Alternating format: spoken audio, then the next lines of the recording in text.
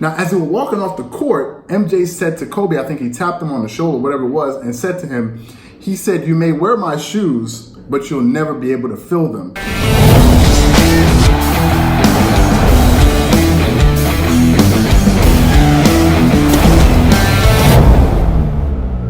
So today we're going to be talking about the thing that MJ said to Kobe that completely set him off.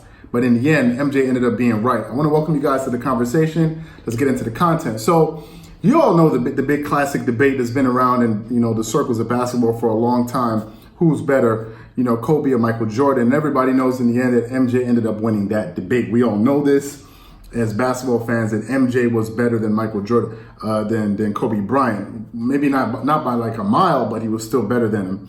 Now, this actually came up, I think it was in the year 2002 to 2003, the season. And I actually heard this from Gilbert Arenas in a podcast that he recently did called the No Chill Podcast. You guys can go check it out. It was a pretty long interview, about 2 hours. But there was something he said in the end of this podcast when he said that when Kobe was playing against Michael Jordan, then he was 40 years old when he was playing with the Wizards. And what ended up happening was, at the end of that game, the Wizards ended up beating the Lakers by 1 point. I think it was like 99 to 100. And MJ made like the winning play. Now, as they were walking off the court, MJ said to Kobe, I think he tapped him on the shoulder, whatever it was, and said to him, he said, "You may wear my shoes, but you'll never be able to fill them." Now, let's give some backstory. At that point, Kobe didn't have a contract, a shoe deal. He was just coming out of the deal that he had with Adidas, which he didn't like. And that year, he was sort of like trialing for Nike. So he was wearing different short Jordan shoes. I think that particular game, he was wearing the Jordan number 8s, I think.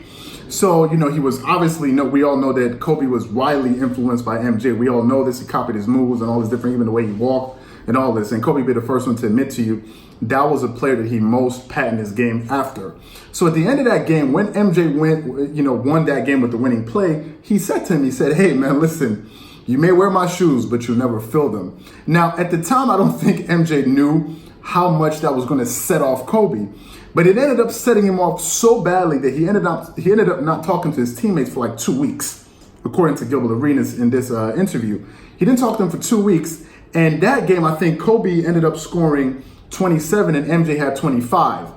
Fast forward a couple of months later when they played each other again, I think it was in March in 2003, Kobe remembered what Jordan said to him and ended up dropping 55 on the Wizards and scoring 42 points in the first half. You guys can go out and check out this video. You'll see when MJ came to the Wizards.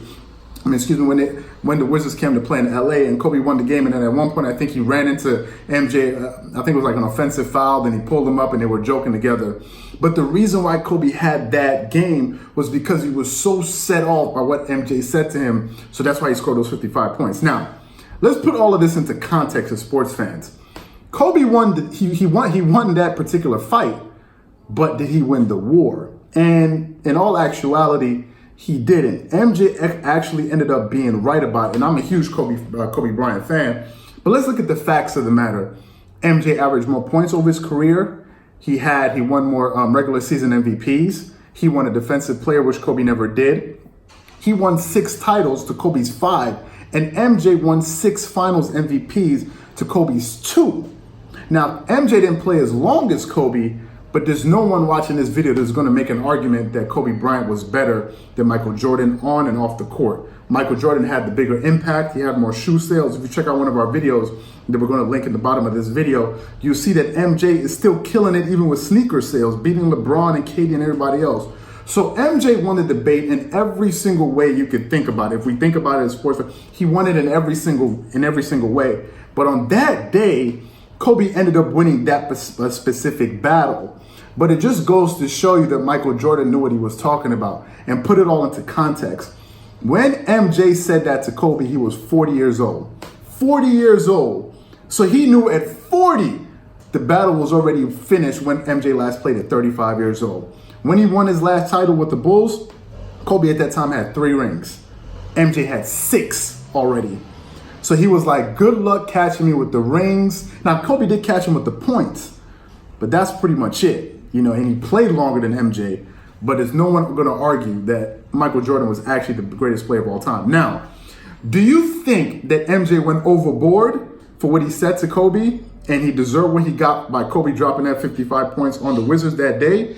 Or do you think that Michael Jordan was right anyway, and it just makes him so MJ to go ahead and say something like that? So if you enjoyed the video, let me know what you thought in the comment section below. I really want to know what you guys thought about it. Don't forget to hit the like button and subscribe to the channel if you enjoyed the video. This is Charles here. I'm wishing you guys a great day from Dreamers Pro. Peace.